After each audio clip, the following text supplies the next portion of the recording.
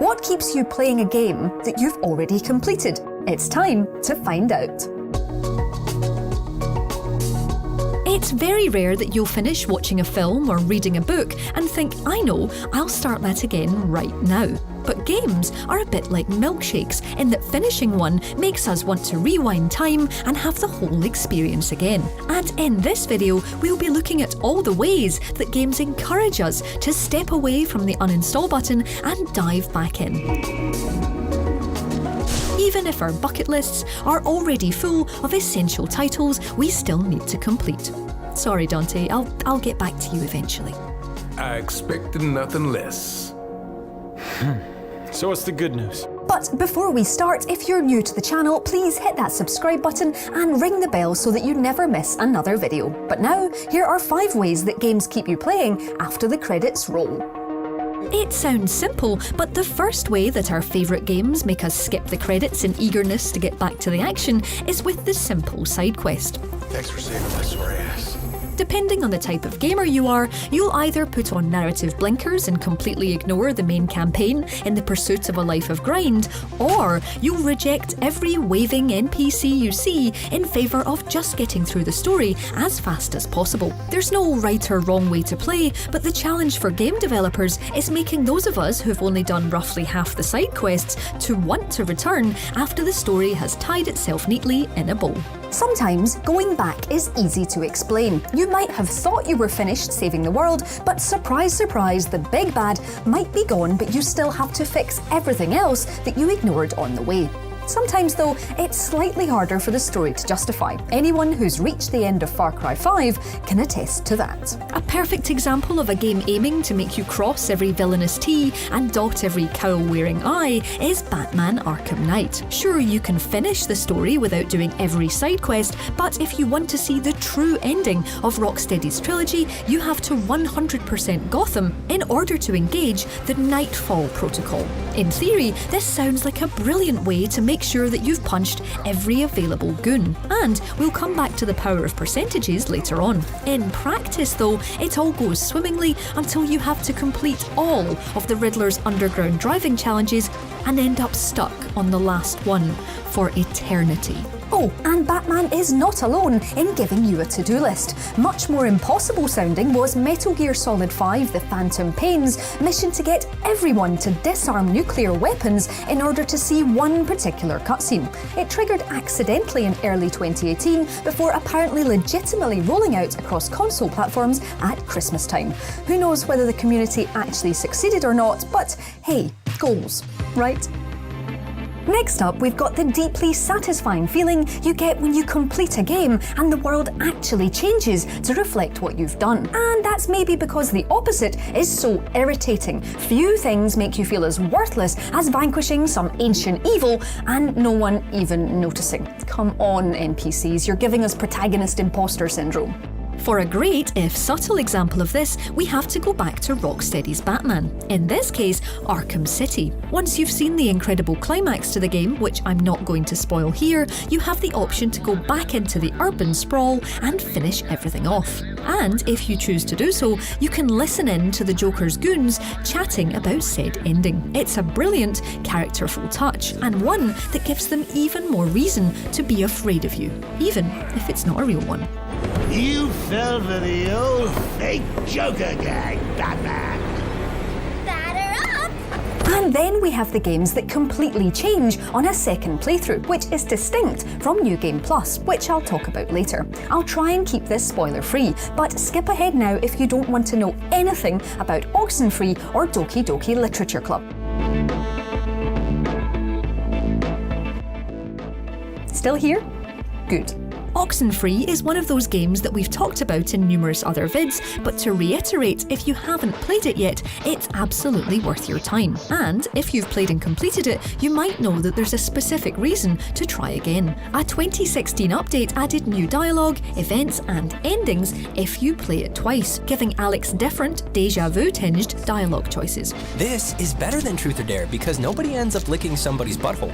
Similarly, Doki Doki Literature Club doesn't really begin until you've played it through once. I'm not going to spoil it here, but there are few titles that toy with your initial perceptions quite like Doki Doki.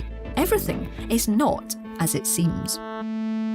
I've talked a lot in other videos about how most of us like lists. Farming lists, shopping lists, hit lists, you name it, we love making an orderly queue of things and ticking them off. Achievements then are listception, fourth wall-breaking IRL stacks of things to do in games that won't actually give us any in-game benefits other than an endorphin rush when one pops up at the bottom right of your screen like your very own tiny cheerleader. Not everyone loves achievements, of course. For some, they're just one list too many, but for the rest of us, whether we're playing on console or PC, those added little thumbs up for doing the things in games that we would kind of do anyway are vitally important. And of course, they're a perfect reason to head back into an open world that by rights you should very much be finished with. It's a slippery slope too. Check your achievements at your peril, as you'll probably find out that you've only used the shotgun 87 out of 150 times and you've only got to kill 63 more mutants, so you may as well do it before bed. Or perhaps you're playing an Assassin's Creed game and there are only 97 more feathers and you end up drawing an actual map to check off as you go. Okay, maybe the subtext is rapidly becoming the text here, but you get the idea. Let's get a little deep for a second. Sometimes achievements are all you have left of a game. Once the map is empty, the campaign missions are a distant memory, and there's nothing left to do except wander, listen to the score, and randomly slaughter spawning enemies. It's nice just to gently slog through those final chivos. It's like saying goodbye on your own terms. Until that is, you return for our next entry. Yep, perhaps the most obvious way to keep people playing is New Game Plus. And it's a mode that sparks a strange reaction in many of us. You struggle through that final grueling boss fight, watch the credits roll, and end up back in the menu screen. Then, for some reason, you're compelled to go right back in and do the whole thing again. Perhaps it's because you usually get to keep all your stuff, which adds a new dimension to the early parts of a game.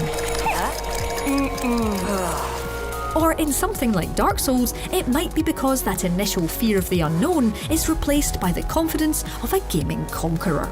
It's also proof that the only thing necessary to make something sound cooler is a plus on the end, which is why I'm asking for a new lower third. Much better. The Yakuza games also excel at this, which is a good job considering how much stuff there is to do. You get extra gear from the sinister clowns, try not to think about it, and even new outfits to wear. Because why wouldn't you want to wander Tokyo's red light district, administering beatdowns while dressed as a pastel-coloured TV producer? And as well as New Game Plus, in which you get to keep all your money, items and abilities, you can also play Premium Adventure, a lavish way of describing Yakuza's post-completion free roam mode.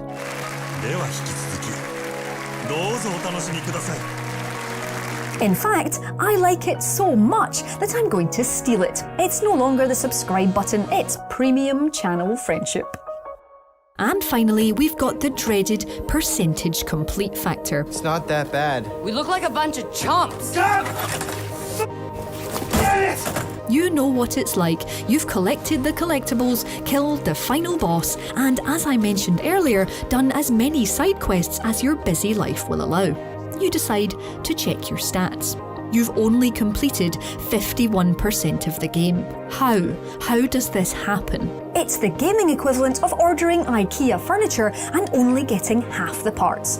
Unsatisfying on an elemental level. And the only way to fix it is to fire the game back up, write your obsessive to-do list, and head back into the breach for the sake of completionism. And it's usually well worth doing because it draws together much of what we've discussed. Some titles, such as the Yakuza games, are inherently less satisfying if you've missed out the side quests. Yes, you've completed the main story, but have you really had the full experience unless you've helped a stranger propose via the medium of a crossword? It was a rhetorical question. You haven't. Another way of dragging us back is with collectibles, and it helps if they're particularly clever or compelling. The Riddler Trophies in Arkham City, for example, are a great reason to stick around in Gotham's underbelly, like justice and digestion. And better still, if you had the DLC that let you play as Catwoman, there were even specific trophies that only she could get. there's nothing quite so satisfying as finally being able to grab that sneering question mark that's been bothering you for hours. Especially when you realise that the only problem that the world's greatest detective can't circumvent is a question mark stuck to a metal ceiling. It's also a much smarter use of Catwoman than in Arkham Knight, in which he spent 10 pointless hours tied to a chair, which, sadly, I can sympathise with.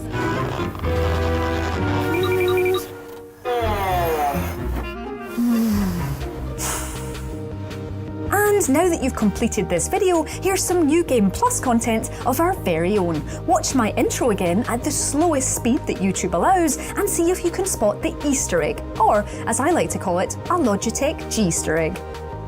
And if you're still here after that pun, I'm not even sorry, please remember to hit that subscribe button and collect the notification bell for 100% premium channel friendship.